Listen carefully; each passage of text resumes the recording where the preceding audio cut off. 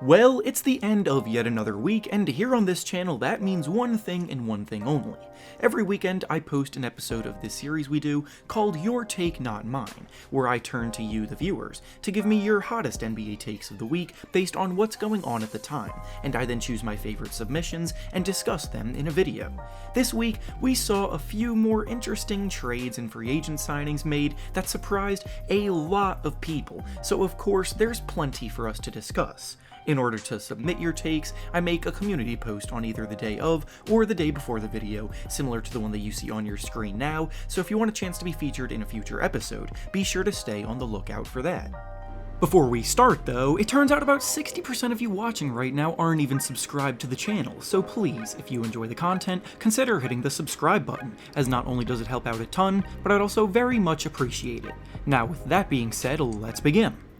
The first take we'll be discussing comes to us from Alvinson, and he says that the Cavaliers just made a big mistake by acquiring Lauri Markkanen this week. So, as I alluded to in the intro of the video, the Markkanen news was one of the bigger stories this week regarding free agency and trade news around the league. He was probably the best player still available on the market, or at least one of the best players still available, and it was honestly a bit surprising that it took this long for him to find a suitor that wanted to sign him. Now, I will say, Cleveland ultimately being the team to give him big money and snag him away from Chicago did surprise me for a lot of reasons, and honestly, as Alvinson said, I'm not necessarily very high on this move for the team. The Cavs gave Markkanen a 4-year contract worth $67 million, and they did so in the same offseason where they signed Jarrett Allen to a $100 million extension as well. Plus, they also just drafted Evan Mobley, seemingly because they plan on having him develop into their anchor for the future. So quite frankly, the money the team is spending on their front court just doesn't really add up. Then you think about Kevin Love still being on the team, and whether or not they keep him or buy out his contract, even more money goes down the drain because Love's contract is massive as well for 2 more years.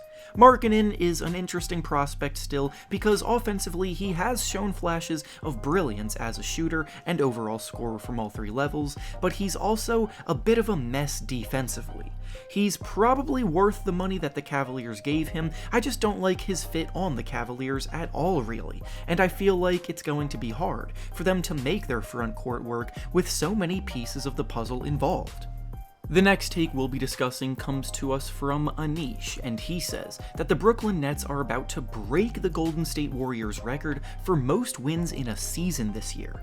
We rarely got to see it last year, but when we did, the Nets looked ridiculously tough to beat when all of Kevin Durant, James Harden, and Kyrie Irving were healthy.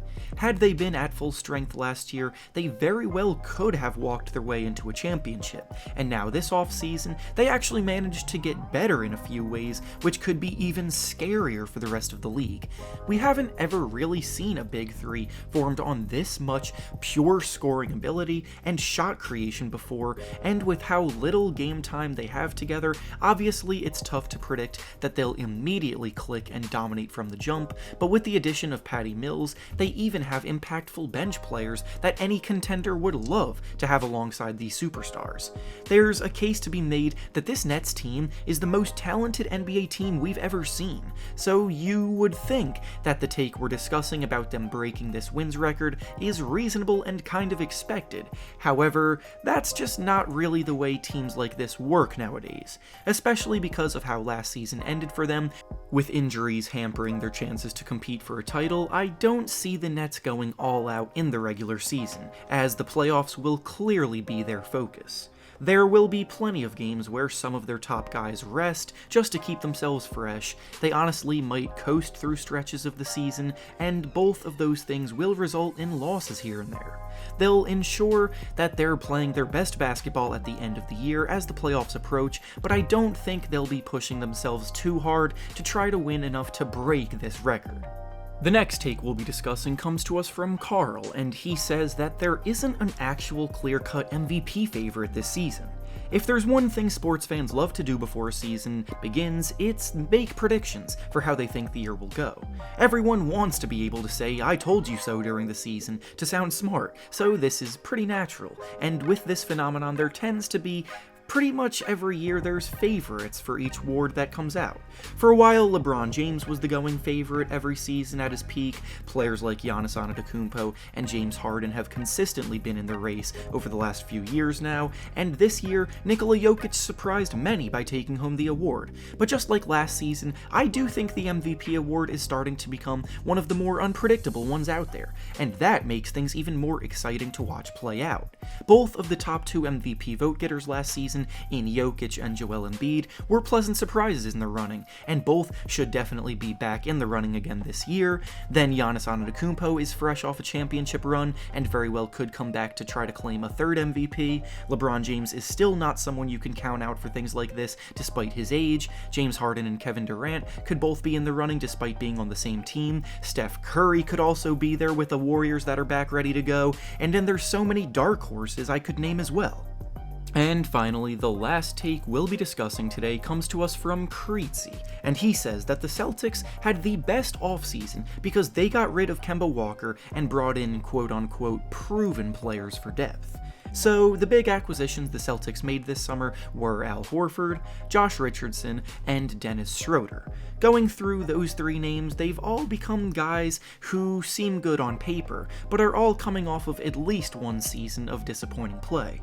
Horford is quickly approaching the status of a washed player if he isn't already there, and that became blatantly obvious 2 seasons ago when he was in Philadelphia before he got dumped to Oklahoma City, where he basically fell completely out of the public eye for a year. Josh Richardson, too, is someone where the idea of them is better than what they are in actuality because he, too, for 2 seasons in a row now, has struggled mightily in a more reserved role on teams that want to win. Offensively, he's an incredibly inconsistent shooter, he has a tendency to take bad shots, and defensively, his perimeter defense doesn't quite make up for those mishaps on the other end, hence why the Sixers traded him after just 1 year there, and the Mavericks ended up benching him down the stretch of last season. Dennis Schroeder I actually do like as a signing for the team, but even though Kemba Walker was clearly not the player he once was, I can't say with full confidence that Schroeder will bring more impact to the Celtics than Kemba did after the year that he just had with the Lakers. Basically, if you couldn't already tell, I disagree with this take for sure. And with that being said, that's all I have for you today. Make sure to like the video, subscribe to the channel, and comment down below what you think about the takes we discussed. Thanks for watching, and I'll see you all next time.